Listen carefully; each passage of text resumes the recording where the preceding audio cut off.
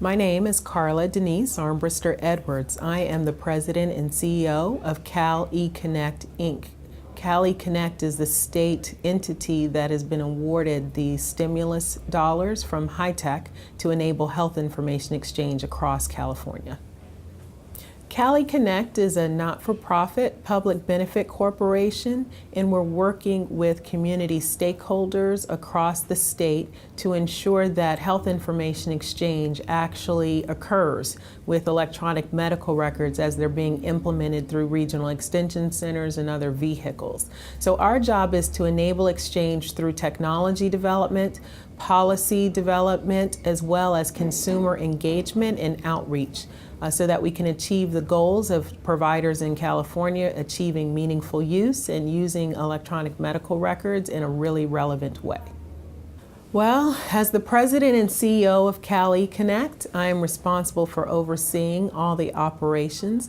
I come to California actually from Georgia, where I served as the state HIT coordinator and also had the privilege of running a health information exchange organization in southern Florida and serving under Governor Bush on his Health Information Infrastructure Advisory Board, which was one of the first states to implement such a thing at the state level. And so I bring several states and several years of experience to the table in enabling exchange, but in essence really building governance and policy and infrastructure that would allow for electronic health information exchange to occur.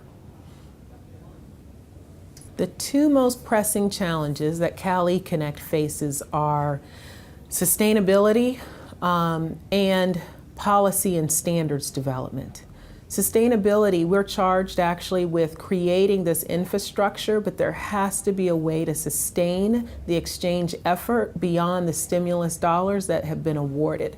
And so for us, it's figuring out what the value proposition is at the various levels of stakeholder involvement so that we can ensure that the exchange effort continues beyond the infusion of money that came from the feds. The other is really around policy and standard development. Simultaneous to us building a technical infrastructure for exchange, the federal government is defining the rules and creating the standards and the policy that govern that exchange. And so sometimes there's a little bit of a fear or angst of California getting ahead of the game, but at the same time it can be invigorating because we think we have the opportunity to influence that policy development as it's taking place. The challenge of sustainability, I think the biggest hurdle is educating consumers of healthcare around the value of health information exchange. And those consumers can be defined not only as patients or individuals who are managing their own healthcare situation or their families, but also the providers of healthcare, because ultimately they're the ones who purchase the technology and implement that technology in their practice that results in this data flow. And so I think one of the biggest challenges is doing this grassroots effort around educating people around why this is important and creating some imperative that really moves the marketplace. The challenge of standards development and policy development, I think the biggest hurdle is really time. And it's almost like we have to make a decision as a state. Do we want to get ahead of the curve and try and provide some level of influence over what those standards are?